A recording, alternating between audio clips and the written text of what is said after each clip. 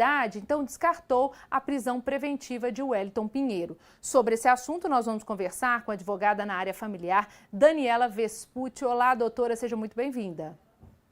Olá, Estela, muito obrigada pelo convite. Essa reviravolta foi uma surpresa para a polícia, né?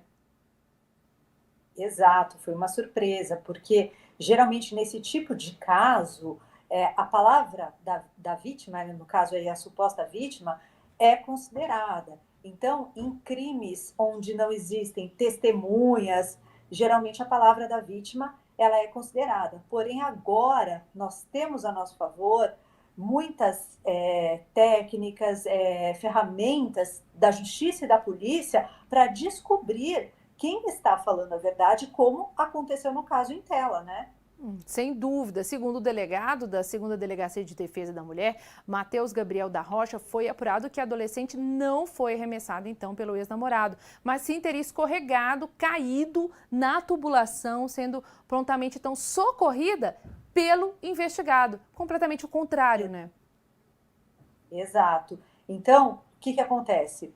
Agora é possível verificar através de conversas. Então, o que aconteceu? Ele negou a autoria e ela imputou o crime a ele. E aí a polícia iniciou uma investigação com base na palavra dela, né? E aí depois conseguiu descobrir. Hoje em dia, o judiciário e a polícia possuem aí diversas e incríveis ferramentas super importantes para desvendar um crime. E existem consequências desse ato, porque, infelizmente, existem muitas pessoas que acusam falsamente uma pessoa de um crime.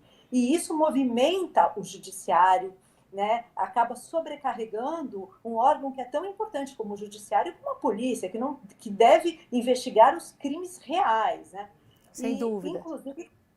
inclusive temos casos aí de mulheres que já se machucaram para imputar ao parceiro aí uma violência contra a mulher. Também existe este lado. Sim, doutora, Né? só para eu esclarecer, a gente mostrou umas imagens aqui do Wellington, quando no momento que ele foi preso, mas na verdade agora a prisão foi revogada, ele não está mais preso e não está nessa condição mais, só para a gente esclarecer que é muito importante que a linha de investigação, então, mudou completamente.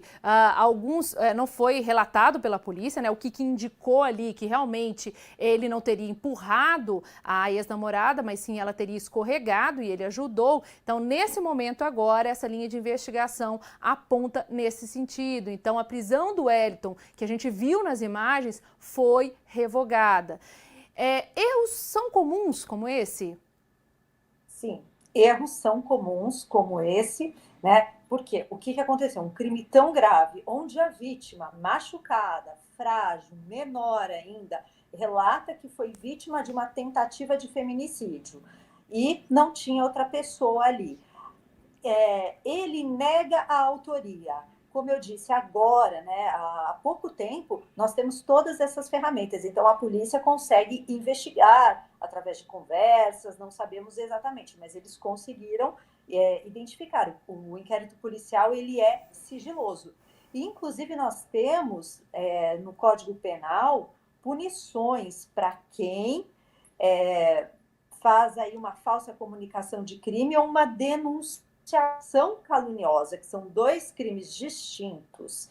A denunciação caluniosa, ela cabe quando existe um alvo, né? Para a gente elucidar aqui de uma forma bem objetiva e clara. A denunciação caluniosa, quando existe um alvo, no caso aí, o Wellington se tornou o alvo desse crime, o suspeito e investigado. Nisso movimentou a máquina do judiciário e ele também teve um transtorno por ser preso e investigado. Já a falsa comunicação de crime é uma comunicação geral. Não existe um suspeito, tanto é que ela tem uma pena menor.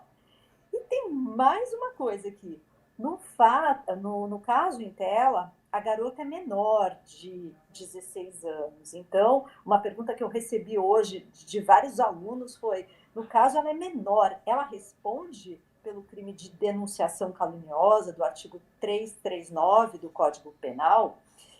Na realidade, ela responde através do ECA. Qualquer conduta definida como crime ou contravenção praticada por um adolescente, no caso ela é uma adolescente, né? Porque o ECA define como adolescente o ser humano aí entre 12 anos completos até 18 incompletos, qualquer conduta definida como crime ou contravenção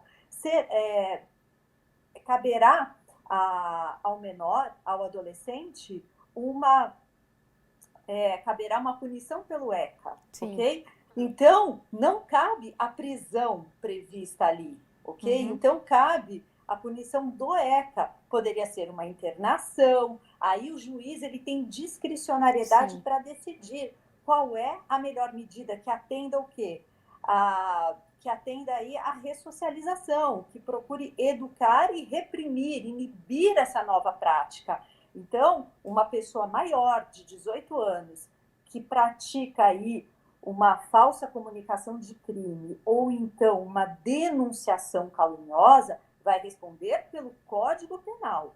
No caso de uma menor, como é o caso da moça, ela responde pelo ECA. Então, ela pode receber uma internação, uma semiliberdade. Não existe ali uma regra. O juiz tem discricionariedade. Ele analisa, ele escuta o menor e aplica. Então, se ela for processada por uma denunciação caluniosa, ela recebe aí uma outra punição e não uma pena de reclusão, como está prevista no Código Penal. Tá certo, doutora, muito obrigada pelas suas informações. A gente continua acompanhando esse caso e mostrando qual que é a linha de investigação.